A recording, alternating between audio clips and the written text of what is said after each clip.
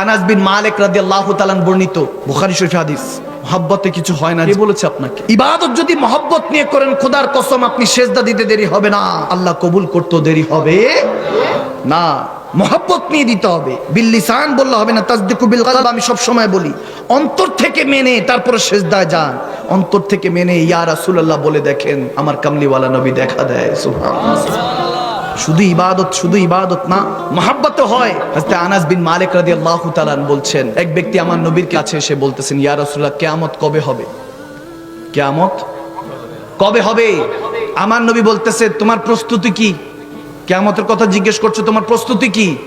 সেই সাহাবা বলতেছেন, ইয়া রাসূলুল্লাহ কোনো নফল রোজা নাই, সাদাকা নাই, কোনো বেশি একটা ইবাদত নাই, তবে আল্লাহর হুকুক যেটা ফরজ সব আদায় করি। আমার নবীর দিকে তাকিয়ে আছে সেই সাহাবা বলতেছে, তবে হ্যাঁ ইয়া রাসূলুল্লাহ একটা জিনিস আছে আমার কাছে, আমি আল্লাহ রাসূলকে বড় ভালোবাসি। সুবহানাল্লাহ। যখন এটা বলতেছে আমার নবী তখন জালালে চলে আসলেন, আমার নবী শিখাচ্ছেন, বলে হ্যাঁ তুমি আল্লাহ রাসূলকে ভালোবাসো, তাহলে শুনো, সব সময় মনে রাখবা যাকে তুমি ভালোবাসো তার সাথে আল্লাহ হাসর রেখেছে। সুবহানাল্লাহ। যদি নবীকে ভালোবাসি, নবীর সাথে হাসর হবে। তো নবীজির সাথে যদি হাসর হয়, আল্লাহ জান্নাত না দিয়ে কি পারবে? হায় হায় হায়, কি বুঝলেন? সে নবীকে জানের চাইতে বেশি ভালোবাসুন, প্রাণের চাইতে বেশি ভালোবাসুন। হযরত খুবাব রাদিয়াল্লাহু তাআলা, সাহাবায়ে রাসূলদের নামে জন্য নিচ্ছি যাতে থাকে। হযরত খুবাব, কি নাম? আওয়াজ দেন, কি নাম? খুবাব রাদিয়াল্লাহু তাআলা, তিনি দিন মজুর ছিলেন, দিন এনে দিন খেতেন, কষ্ট করে উপার্জন করতেন, এক ইহুদির কাছে চাকরি করতেন, আস বিন কাহেল, ওই কাফের কাছে চাকরি করতেন। 3 দিনের কাজ দিনে করাইছে, কামলার মতো খাটাইছে। খাটানোর পর যখন স্যালারি নিবে, বেতন নিবে, সারা দিনের মজুরি নিবে, আসছে যখন হযরত খুবাব, তখন সে বলতেছে, তুমি তো মুহাম্মদ আরবির কালমা পড়ছো না, মুসলমান হইছো, যেহেতু কালমা পড়ছো তোমাকে টাকা দিব না, কালমা ছাড়ো। নাউজুবিল্লাহ পড়া, কালমা ছাড়লে দিব। হযরত খুবাব মুচকি হাসি দিয়ে, তখন কাজ করার পর যদি কেউ টাকা না দেয় খারাপ লাগে না? অথচ আমার নবী বলছে, শ্রমিকের ঘাম শুকাবার আগে টাকা দিয়ে দিতে হবে, ঠিক কি না?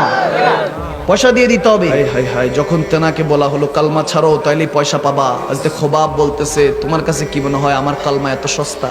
সুবহানাল্লাহ। তো ভালোই হয়েছে তুমি দিচ্ছ না, টাকা দিচ্ছ না, আমি চিন্তা করছি যে আমার নবী এখানে আমার ডিউটিতে লাগাইছে, কষ্ট করছি, স্যালারি কেটে রেখে দিছে। কালমা ছাড়বি না, কি পেয়েছিস সেই নবীর মধ্যে, সে মুস্তাফা আরবির মধ্যে কি পেয়েছিস? তেনার একটা শব্দ, একটা লাইন, আমার জান, আমার মা বাপ, আমার 14 গোষ্ঠী, সেই কথার মধ্যে কুরবান। আল্লাহু আকবার। শব্দটা ছিল এরকম, সেন্টেন্সটা ছিল এরকম, তিনি বলতেছেন, ছোর ইয়ার তুই সমঝেগা নেই, বলছেন বাদ দে ভাই তুই বুঝবি না। আশেক মাশুকের বিষয় বলে, বাদ দে ভাই তুই বুঝবি না, রেখে দে তোর কাছে তোর টাকা।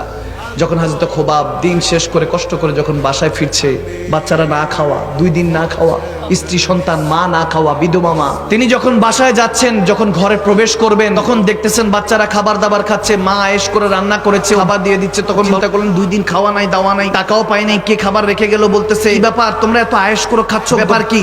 বলতে, হযরত ওমর কিছুক্ষণ আগে দয়াল নবীর পক্ষ থেকে খাবার রেখে গিয়েছে। সুবহানাল্লাহ। कौन देता है देने को मुंह चाहिए, देने वाला है सच्चा हमारा नबी।